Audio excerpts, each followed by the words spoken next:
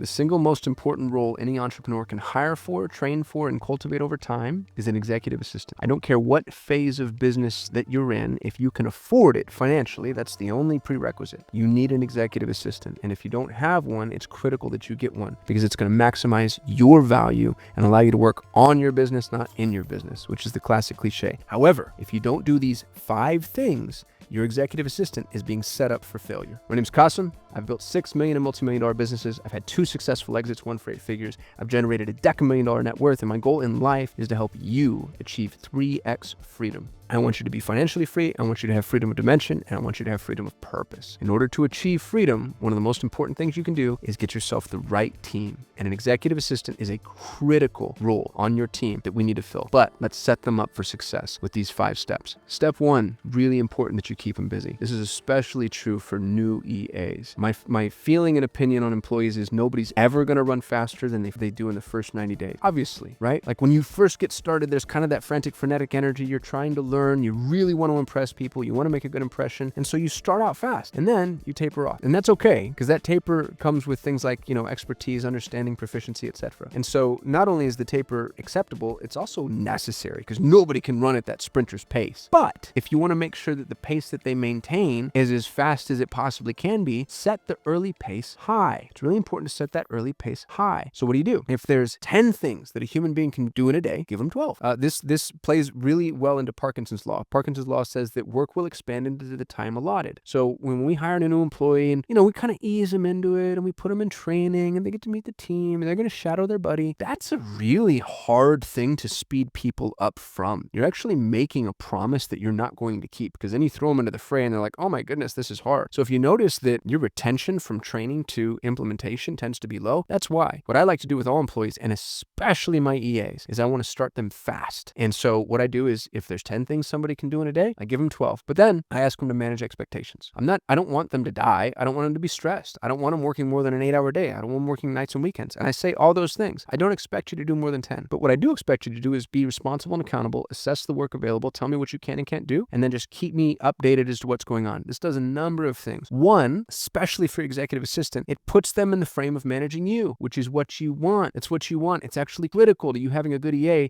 that they learn how to manage you. And you're asking for that right out of the gate. I'm just going to send you everything I want done, and you learn how to manage it and update me as to what's happening and where things might slip or where the risks are or where you need additional resources or additional time. Or we can calibrate and connect on, oh goodness, there's just not enough time to do all this stuff. Help me prioritize. But you put that on their plate. And that means that you don't have to project manage this person, which is absolutely critical. The other thing that it does that I love, fringe benefit that most people don't think about, it gives you shower time. And that's not as creepy as it sounds, I promise. The things that people think about in the shower are the things that they're most creative about. It's what's in the back of their mind. It's what's in their subconscious. Now, if there's 10 things somebody can do in a day and you only give them 10, what happens at the end of the day? They're done, right? Clean slate. They go home and they don't have to think about work. I like to give people a little bit more because it puts me in their subconscious and it reminds them that there's more that could be done. And there's an adequate amount of pressure that keeps them going throughout the day and keeps them in pursuit of accomplishing tasks. And then when there's tasks that will need to be done tomorrow, they think about them. And when they wake up in the morning and they take their shower, stroke of genius hit. And this isn't going to happen every single day, obviously, but you're going to put yourself in a position to where you get to occupy more attention span and focus than employers that are just asking their employees to punch in and punch out. So keep them busy. Number 2, meet with them daily. I know this is a big ask, and I know it's scary to hear because you already have too much to do. It's a commitment. Having an executive assistant is a commitment. But if you think you can hire somebody and just lob garbage at them and hope that they finish it, you are sorely mistaken. And this is where EA relationships break down. What you need to do is meet with them daily, preferably in the morning for at least 5 minutes. Doesn't need to be long. Doesn't need to be long at all. Very often with my EA, we'll hop on and I'll say, I don't have anything for you. And then, they're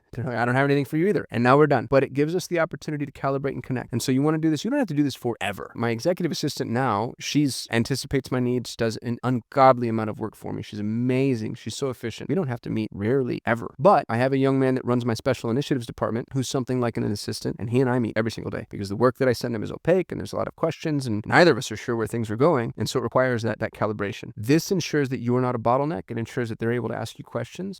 It allows you to see some progress and maybe, direct that progress as is necessary. More often than not, when the EA relationship fails, it's the entrepreneur, not the EA. Obviously, right? The entrepreneur is the more complex problem, right? They're the ones bringing all the businesses and the issues and the ideas and the employees, and they're the ones that need the help. In order to mitigate that risk, meeting with your executive assistant daily, especially in the very beginning, puts you in a position to really begin to see what's working and what's not, and then calibrate accordingly. So set that time aside, and then you can taper down as is necessary. Number 3, find their genius. One of my favorite quotes of all time, which I think is improperly attributed to Einstein, is, if you judge a fish by its ability to climb a tree, it will spend its whole life thinking it's stupid. Here's what's horribly sad about the way that we're taught to manage people. Let's say that you give people 10 tasks, okay? So there's 10 little things on their desk to do. They're going to do 2 of them horribly. They're just going to suck at them. And they're going to try. It's not that they're not going to try, right? Because they're a good person and they're industrious and they're proactive, but they're just not going to do them to your satisfaction. 6 of them, they're going to do great. Check the box. You're awesome. 2 of them, they're going to do better than any human who's ever lived. And what are we taught to do as managers? Is focus on the things they suck at. Don't worry, kiddo. We're going to get you there. We're going to build a performance improvement program and you're going to take some extra training. And why don't you shadow Johnny? Because Johnny's really good at this. Why do we do that? Stop asking him to do those 2 things. Instead, go focus on the 2 things that they're better at than any human being in the world. As a matter of fact, in a perfect world, that becomes their new job. That's their zone of genius. This is why I love the role of executive assistant, because it's a flywheel for talent. It allows you to bring in amazing humans, test them across multiple levels of proficiency, see what they're best at, and then put them in a role where they really get to make an impact, and an impact that's substantially larger than any other person could make, because you found their realm of genius. So when you find somebody's genius, put them on a paved road, meaning get everything else out of the way, take the things off of their plate that they suck at, and then let them go off as far and fast as they possibly can. Your EA shouldn't be your EA for very long. My first executive assistant became my director of social. My second executive assistant became my director of automations. My third executive assistant became my CTO, managed my entire exit, and is now my business partner and one of my very best friends. I didn't know any of those things were going to happen on the outset, though, and I wouldn't have been able to read that on any of their resumes because I didn't have the opportunity to test them. So give your EA a diversity of work and then find their genius. And when you find it, pursue it, and don't ask them to do stuff that they suck at. Obviously, there are going to be tasks that are just critical to the job. Chances are you've already worked through those in the job description, right? That was part of the hiring process. So the big blocks, I understand, critical. But the small blocks, move those around. Be nimble. You're not Quicken Loans, nor do you want to be. You're not an assembly line, nor do you want to be. People are miracles. They're so unique. They're so unbelievably potent when you allow them to be unique. Find out what's unique about this person, and then, at the risk of sounding predatory, use it. Because guess what? People want to be used in that way. I do, don't you? Wouldn't it be amazing if there's somebody that really believed in you, cared about you and your future, and was trying to figure out where you could make the biggest contribution, and then allowed you to make a contribution inside of a closed ecosystem that mattered, where there was meaning? Doesn't that sound amazing? You can do that. Find their genius and then help them cultivate their genius over time. You will end up surrounded by potentially hundreds of unbelievably potent humans. And I'm telling you that because I've done it. I start all my videos like a super obnoxious douchebag. I've built 6 multi-million-dollar businesses. No, I haven't. Other people have. People that I've hired. I just get out of the way and I marvel. I'm like, I can't believe you guys are doing this. I have no idea how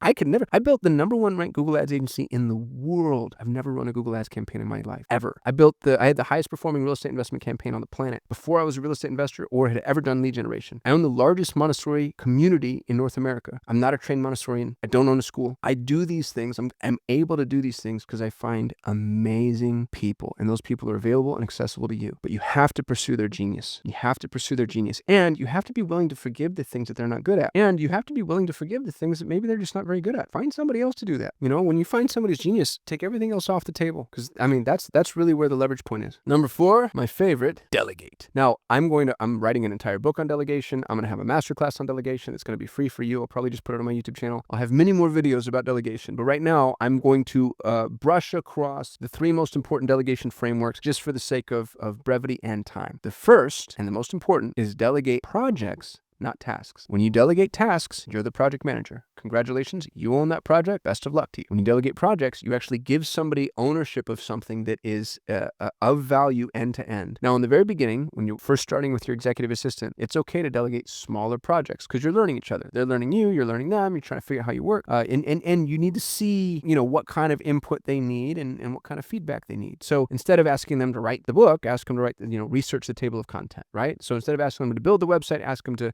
create the sitemap. It's still a project. That's still a project because it requires research, competitive analysis, and understanding the available content, understanding the goals. It's a project, but it's a smaller project. And then as you build trust with them and they start to trust that you are going to respond positively towards the things that they create, then you can delegate larger and larger projects. So the first piece of advice I'll offer you with delegation is delegate projects, not tasks. Number two, which is tied to number one, is the black box of delegation. And I talk about this a lot. The black box of delegation says that you provide somebody with the resources. Here's, all the money I'm willing to spend, the software available to you, our brand guidelines, all the key stakeholders, other members of the team that can be involved, vendors, et cetera, et cetera, et cetera, et cetera, et cetera, assets, downloads, this Google Drive folder, whatever. Here's everything that you have available to you. Here is my desired end result. I want a widget. I want a website. I want a training program. I want a whatever it is, it's complete. I want it completed this. Here are all your resources. Here's what I want. What happens in the middle? None of my business. It's a black box. This goes in the box. This comes out of the box. As long as those two things are true, right? Use the resources I asked you for and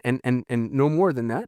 You produce what it is I asked you for. Great. Fantastic. Stop entering the box, because the minute you do, something horrible happens. The minute you begin micromanaging, and it's not even necessarily micro, to be honest with you, but the minute you begin managing the process, they take their hands off the wheel, and so should they. Because guess what? Boss is driving now. And no matter what happens, the output is now your responsibility, even if the changes that you made were minor, even if you just observed. To be honest with you, you stepped in the room and just watched people work. You are now influencing and impacting the output to a degree that makes it yours. So give them the resources, tell them the output, and then wait for the output. And then this, you can say like, oh, you know what, guys, let's talk about, how this could be better, how this could be improved, or let's optimize, let's calibrate. The black box framework keeps you from having to manage the project. It puts you in a position where you're actually delegating, because the point of delegation is to free up your time to do other things. So black box of delegation. The third framework I'll give you for delegation is, I actually don't have a good name for it. If you can think of a better name, I'd love you forever. Hit me in the comments. Right now I'm just going to call it the soccer ball theory of delegation. My 7-year-old loves to play soccer. And the thing that's really interesting to me about soccer is, unlike most sports, right? Like, so unlike tennis or racquetball or basketball or golf or bowling or, I don't know that bowling's a sport per se, but you know what I'm saying. The interesting thing about soccer is you're not trying to score most of the time. Most sports are very goal oriented almost immediately. And with soccer, you're just trying to kick the ball to the latter 20% of the field, and then we're going to figure out how to score. So you're not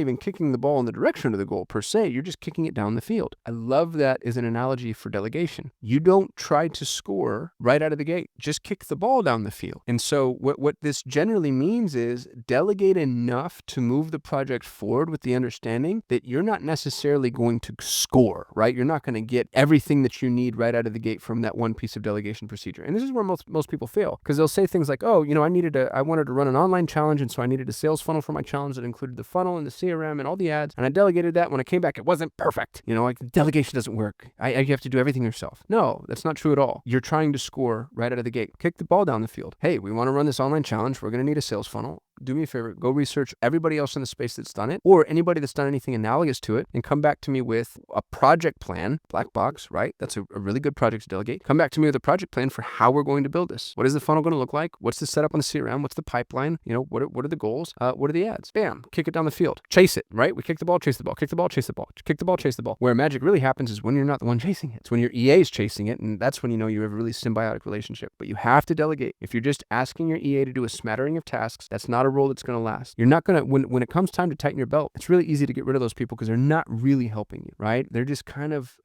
they're playing assist, but they're not managing anything that you wouldn't be able to do without them. The goal with an EA is to think to yourself like, gosh, I don't know what I would do without them. That level of reliance means that you have somebody that's bearing weight. You have somebody that's really doing something meaningful. Number 5, give meaningful feedback. Now, the reason I said that obnoxiously is because I call this the fact versus feeling framework. The fact versus feeling framework says, if this is a fact, I offer the feedback. If it is a feeling, I keep it to myself. Otherwise, we go back to the authorship creates ownership. If you give people feedback on things that are subjective, then you are now assuming ownership, and they're no longer the author of that project. This means don't micromanage. This means let certain things go. This means that people aren't going to do it the way that you want them to do it, but it doesn't mean that it's wrong. You don't necessarily have to like the colors of that brochure or the logo of that new business or, insert any subjective thing here. If it's an objective truth, if you're like, no, that actually violates our values or our brand guideline or, the sentiment that I want to offer clients, great. That's a fact. And then you put that in front of the employee, in this particular instance, your EA, and you explain why. But if it's entirely subjective, if it's a feeling, keep it to yourself. And this allows people to to